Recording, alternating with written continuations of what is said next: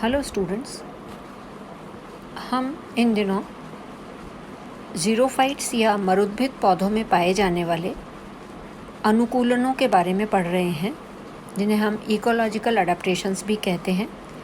ज़ीरोफाइट्स में कुछ ऐसे फीचर्स डेवलप हो जाते हैं जिनकी वजह से वो एडवर्स एनवायरमेंटल कंडीशंस में सरवाइव कर पाते हैं। और ज़ीरोफाइट्स को जो एडवर्स एनवायरमेंटल कंडीशंस फेस करनी पड़ती हैं, जो सहन करनी पड़ती हैं, उनमें से मुख्य है भूमि में जल की कमी या जनरल वातावरण में भी पानी की कमी होना, यानी रेनफॉल या बरसात का कम होना, और लाइट की इंटेंसिटी का बहुत तेज़ होना। तो बहुत अधिक टेम्परेचर और कम पानी में किस तरीके से पौधे अपने आप को ज़िंदा रख पाते हैं, वो हम इकोलॉजिकल अडेप्टेशंस में पढ़ते हैं। और ज़ीरोफाइट्स में जो अडेप्टेशंस पाए जाते हैं उनमें 3 मुख्यतः होते हैं, जैसा हमने पहले भी पढ़ा है। या तो उनके एक्सटर्नल अपीयरेंस में कुछ ऐसे फीचर्स डेवलप हो जाएं जिन्हें हम मॉर्फोलॉजिकल अडेप्टेशंस कहते हैं, या उनके इंटरनल स्ट्रक्चर में जो आंतरिक संरचना होती है उसमें कुछ ऐसे स्ट्रक्चर्स डेवलप हो जाएं, कुछ विशिष्टताएं वो रखें जिससे वो एडवर्स कंडीशन में सरवाइव कर पाएँ, तो उनको हम एनाटॉमिकल अडेप्टेशंस कहते हैं।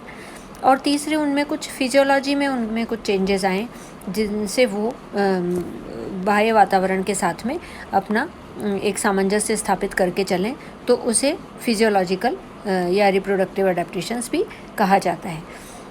मॉर्फोलॉजिकल अडेप्टेशंस के बारे में हमने अपने पिछले वीडियो लेक्चर में डिस्कस किया था कि किस तरीके से रूट, स्टेम और लीफ में कुछ मॉर्फोलॉजिकल फीचर्स प्लांट्स डेवलप कर लेते हैं या उनमें पाए जाते हैं, जो उनको विपरीत परिस्थितियों में सरवाइव करने में हेल्प करते हैं।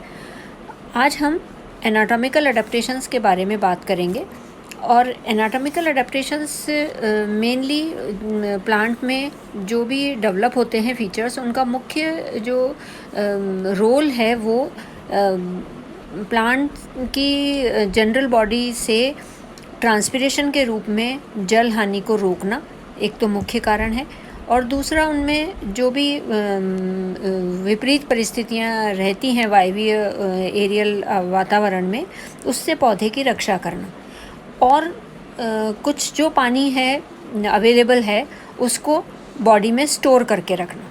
तो ये इन 3 चीज़ों के लिए पौधे अपने आप में कुछ स्पेशल फीचर्स डेवलप कर लेते हैं। जैसा एनाटॉमिकल फीचर्स के बारे में बात करें, तो अगर रूट्स की बात करें तो रूट्स जो हैं वो जैसे ओपनशिया या नागफनी तरीके के पौधे हैं, उनमें जो है रूट हेयर्स, वो रूट टिप्स पे भी रूट हेयर्स डेवलप हो जाते हैं, और रूट हेयर्स और रूट कैप्स जो हैं वो बहुत वेल डेवलप्ड होती हैं। जो रूट है वो इलोंगेशन की जो उसकी रेट है, रूट की जो ग्रोथ रेट है, बढ़ने की दर जो है वो बहुत तेज़ होती है, जिसके कारण ये जो रूट्स हैं वो सॉइल में बहुत डीपर पार्ट तक वो पहुंच जाती हैं और वो वहाँ से नमी को लेने में समर्थ हो पाती हैं। जो कैलोट्रोपिस, जैसे कैलोट्रोपिस है या पाइनस है, इनमें रूट्स जो हैं वो बहुत, उनमें जो सेल्स हैं वो बहुत स्क्लेरेनकाइमेटस हो जाती हैं। उनकी जो वॉल्स हैं, भित्तियाँ हैं, उनमें बहुत ही वो डिपोजिशन पाए जाते हैं। उसकी वजह से ये रूट्स जो हैं वो बहुत कठोर और रिजिड टाइप की रूट्स पाई जाती हैं। कुछ पौधों में जैसे कैलोट्रोपिस है, तो कैलोट्रोपिस में भी कुछ पौधों में हमें ये देखने को मिलता है कि जो लेयर्स हैं, जो एपिडर्मिस है, उसके ऊपर भी एक वैक्सी कोटिंग पाई जाती है, और ये एक लेयर के रूप में एपिडर्मिस के ऊपर की तरफ वैक्सी कोटिंग होती है, जिसकी वजह से पौधों में ट्रांसपिरेशन की जो रेट है वो काफ़ी कम हो जाती है। ट्रांसपिरेशन के रेट को कम करने के लिए जो एपिडर्मिस की सेल्स हैं वो बहुत छोटी छोटी पास में सटी हुई होती हैं, बहुत कॉम्पैक्टली अरेंज्ड होती हैं, और जो इनकी आउटर लेयर है वो लिग्निफाइड हो जाती है या क्यूटिनाइज्ड हो जाती है। क्यूटिन और लिग्निन उनमें ज़्यादा पाया जाता है, जैसे कुछ पौधे होते हैं, जैसे नीरियम है, तो नीरियम में जो एपिडर्मिस है वो, नीरियम की जो पत्तियां हैं उनमें जो एपिडर्मिस है वो मल्टी लेयर्ड पाई जाती है, 2-3 परत की पाई जाती है। और ये जो लेयर्स होती हैं वो पौधे को एक तो बहुत तेज़ लाइट से बचाती हैं।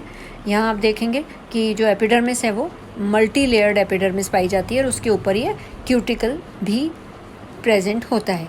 तो ये जो मल्टी लेयर्ड एपिडर्मिस है ये पौधे को बहुत तेज़ जो लाइट इंटेंसिटी है उससे उनका बचाव करती है और जो ट्रांसपिरेशन की रेट है उसमें कमी लाती है।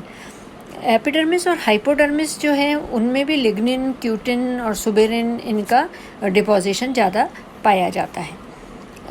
दूसरा जो एपिडर्मिस के बाहर जैसे कैलोट्रोपिस वगैरह स्टेम हैं और भी स्टेम्स हैं, उनमें कॉर्क और बार्क जो है जो सेकेंडरी ग्रोथ से बनते हैं उसकी भी कवरिंग पाई जाती है एपिडर्मिस के ऊपर, ताकि वो ट्रांसपिरेशन कम से कम कर सकें और एक वाटर रेजिस्टेंट लेयर के रूप में वो बार्क या कॉर्क जो है वो अपना रोल प्ले करते हैं।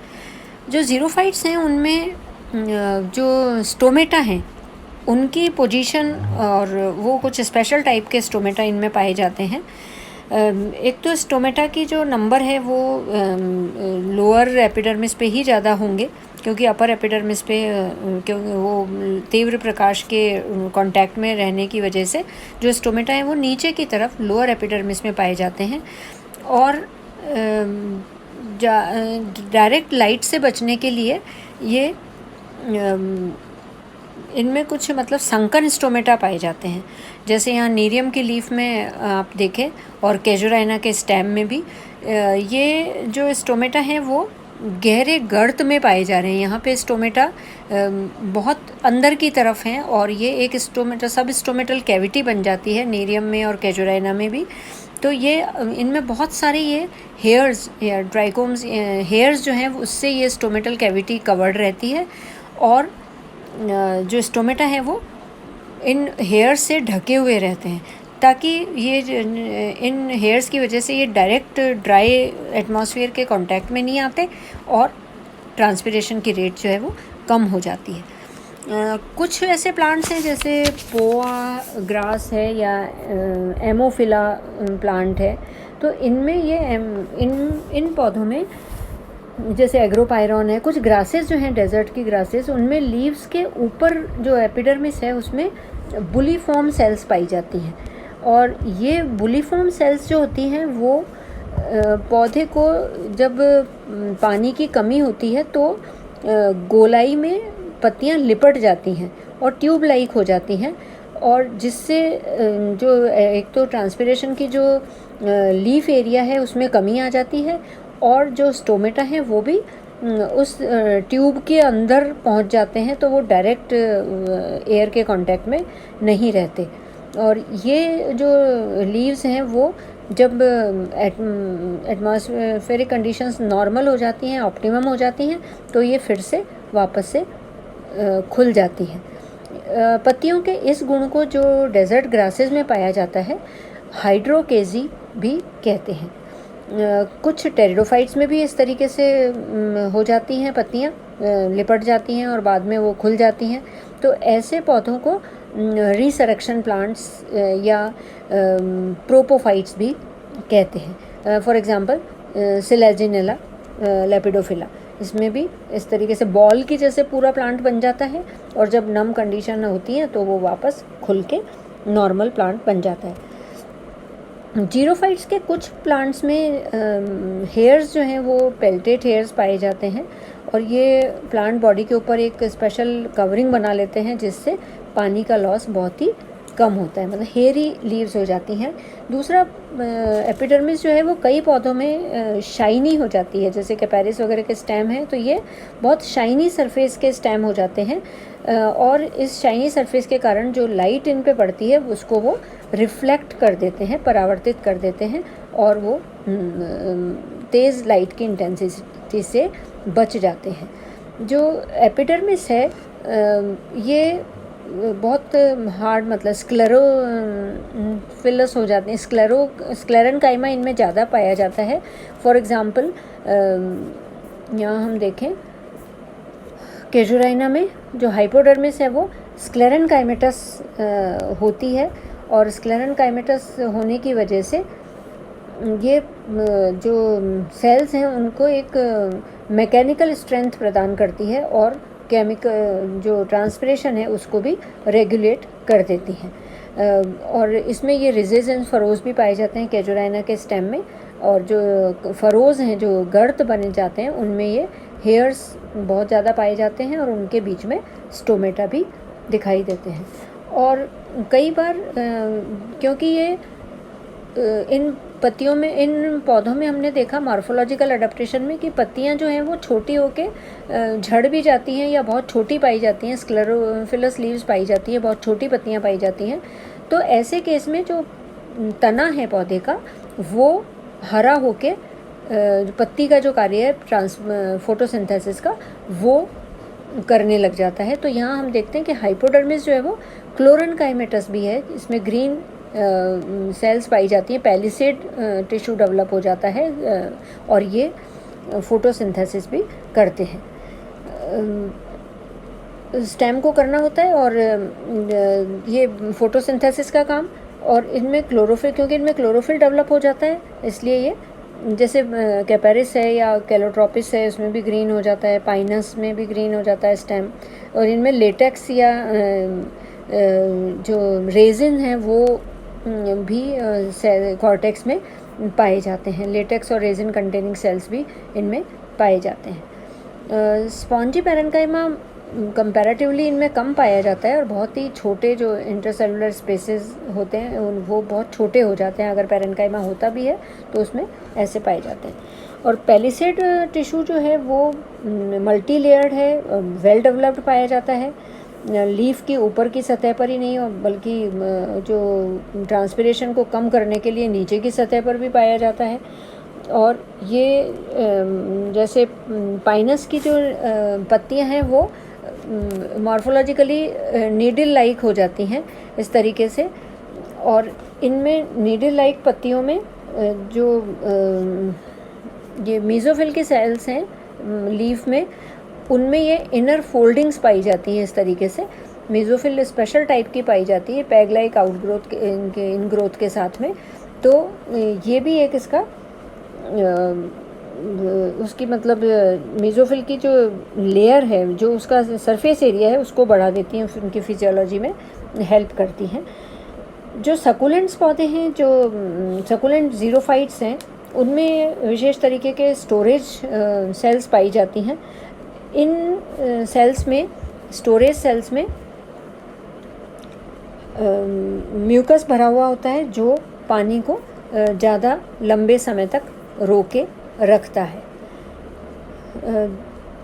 ये जैसे अलोए है, इनमें ये इस तरीके के सेल्स पाए जाते हैं। जैसे अगेव है या ओपनशिया है, नागफनी, इनमें मेलेकोफिलस प्लांट्स कहलाते हैं जिनमें जल संचय करने वाले टिश्यूज स्पेशली पाए जाते हैं। तो जो ज़ीरोफाइट्स हैं उनमें सेल्स जो हैं वो बहुत छोटी होती हैं, वैक्यूल्स बहुत छोटी होती हैं, इंटर सेलुलर स्पेसेस जो हैं वो बहुत कम पाई जाती हैं, और ऐसा मानते हैं कि जो बहुत हाई टेम्परेचर होते हैं उस पर भी ये इसको जो प्रोटोप्लास्ट है सेल का उसको डेसिकेशन से बचाते हैं, मतलब उसको सूखने से ये बचाए रखते हैं। और इसमें जो इसका प्रोटोप्लास्ट है उसको सेल वॉल से अलग नहीं होने देते। इंटरनली अगर हम देखें तो जो ज़ीरोफाइट्स हैं उनमें मैकेनिकल टिश्यू जैसे पॉलिनकाइमा या स्क्लेरेनकाइमा है वो बहुत ज़्यादा पाया जाता है, और ये इसको मैकेनिकल स्ट्रेंथ भी देता है। कई तरीके की स्क्लेरिड्स भी इनमें दिखाई देती हैं। फॉर एग्ज़ाम्पल यहाँ हम देखें तो ये कैल्शियम ऑक्सलेट के क्रिस्टल्स भी दिखते हैं और स्क्लेरिड्स भी दिखाई देती हैं, जिनसे ये हार्डनेस, पौधे को एक हार्डनेस देते हैं और उसको मैकेनिकल इंजरी से बचाते हैं। वेस्कुलर बंडल जो है वो वेल डेवलप्ड होते हैं जाइलम का जो अमाउंट है वो फ्लोएम से ज़्यादा होता है और जाइलम में जो वेसल्स हैं वो बड़ी बड़ी और लंबी होती हैं। यहाँ हम देख सकते हैं कि वेस्कुलर बंडल जो हैं वो वेल डेवलप्ड पाए जाते हैं और फ्लोएम में भी फ्लोएम फाइबर्स जो हैं वो ज़्यादा पाए जाते हैं। तो इस तरीके से हम देखते हैं कि जो ज़ीरोफाइट्स हैं उनमें सेकेंडरी ग्रोथ के कारण इनमें जो प्रोटेक्टिव टिश्यूज़ हैं जैसे कॉर्क है या बार्क है वो ज़्यादा डेवलप हो जाते हैं। सकुलेंट्स पौधे जैसे मैंने बताया आपको पत्तियां हैं जो वाटर स्टोरेज का काम करती हैं, तो ये प्लांट्स मेलेकोफिलस ज़ीरोफाइट्स भी कहलाते हैं।